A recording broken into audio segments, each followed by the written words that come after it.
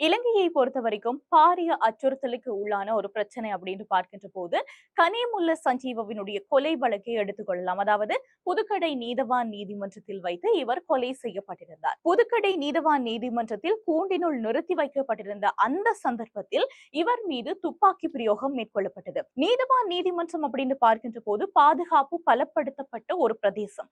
அதுக்குள் எப்படி இந்த துப்பாக்கிதாரிகள் நுழைந்தார்கள் அப்படிங்கிறது அங்கே பெரிய ஒரு கேள்வியாக எழுப்பப்பட்டது.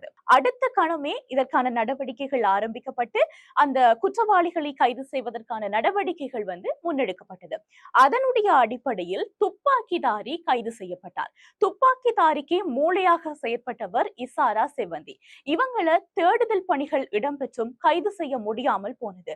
இவங்க இலங்கையில் இருக்கிறாங்களா, தப்பிச்சு போயிட்டாங்களா அப்படிங்கிற பல கேள்விகள் நிலவி கொண்டிருந்த சந்தர்ப்பத்துல இவங்களை காணல. ஆனா தேடுதல் வேட்டை இடம்பெற்றுக் கொண்டிருந்தது. சில நாட்களில் இவங்க அனுராதபுரம் பகுதியில இருக்கிறதாக தகவல் வந்தது. இந்தியாவிற்கு போயிட்டாங்க என்ற தகவல் வந்தது. துபாய் சென்றதாக தகவல் வந்தது.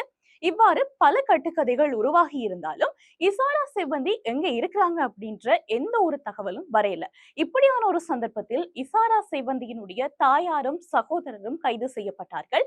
தாயார் இறந்த நிலையில் சகோதரரை அழைத்து வந்து தாயாரினுடைய உடலை காட்டியிருந்தார்கள். அங்கும் பாதுகாப்பு நிறைந்திருந்தது.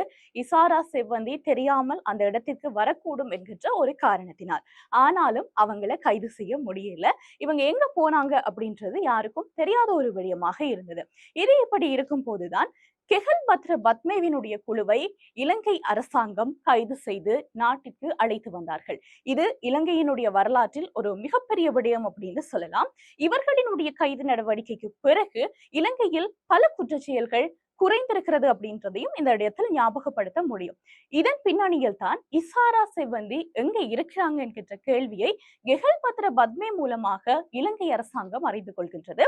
இவங்க நேபாளத்தில் இருக்கிறாங்க என்கின்ற பதிலும் கிடைக்கின்றது.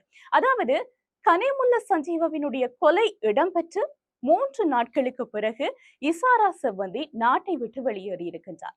அதாவது இந்தியாவிற்கு பயணித்திருக்கின்றார். இவங்க இவ்வளவு பாதுகாப்புக்கு மத்தியில் எவ்வாறு இசாரா செவ்வந்தி நாட்டை விட்டு வெளியேறினார், எவ்வாறு இந்தியாவிற்கு போனார் என்பது பெரிய ஒரு கேள்விக்குறியான விடயம்தான். ஆனாலும் இதுவரை பதில் தெரியாத விடயமாகத்தான் இருக்கிறது. பார்க்கலாம். எப்படியும் இசாரா சிவந்தி மூலம் இதற்கான பதில் கிடைக்கத்தான் போகின்றது. இவங்க இந்தியாவுக்கு போறாங்க. அதுக்கு பிறகு அங்கிருந்து நேபாளத்திற்கு பயணித்திருக்கிறார். நேபாளத்தில் ஒரு அடுக்குமாடி குடியிருப்பில் இவங்க வசித்து வந்ததாக தெரிய வந்திருக்கின்றது. அதன் பிறகான நடவடிக்கையின் போது இலங்கையினுடைய சிஐடியும் நேபாளத்தினுடைய போலீஸ் அதிகாரிகளும் இணைந்து செயற்பட்டு இசாரா சிவந்தியை கைது செய்திருக்கிறார்கள். இசாரா சிவந்தியை நாட்டுக்கு அழைத்து வருவதற்கான நடவடிக்கைகள் இப்போது மேற்கொள்ளப்பட்டுக் கொண்டிருக்கின்றது. இசாரா சிவந்தி நாட்டுக்கு வந்தா இன்னும் பல மிக முக்கியமான தகவல்கள் கிடைக்கப்படும் அப்படின்றத நாங்களும் எதிர்பார்க்கின்றோம். கண்டிப்பா வரும் என்று நம்பலாம்.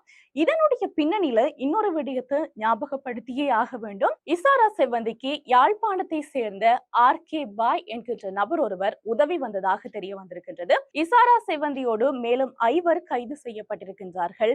அதில் மற்றும் ஒரு பெண் இசாரா செவ்வந்தியை போன்ற ஒரு ஒத்த தோற்றத்தில் இருப்பதாகவும் சொல்லப்படுகின்றது. இவர்களை நாட்டுக்கு அழைத்து வரப்போகின்றார்கள். அழைத்து வருகின்ற போது இன்னும் பல திடுக்கிடும் உண்மைகள் வெளியாகலாம். அந்த உண்மைகள் வருகின்ற பட்சத்தில் அவற்றையும் நாங்கள் உங்களோடு பகிர்ந்து கொள்கின்றோம்.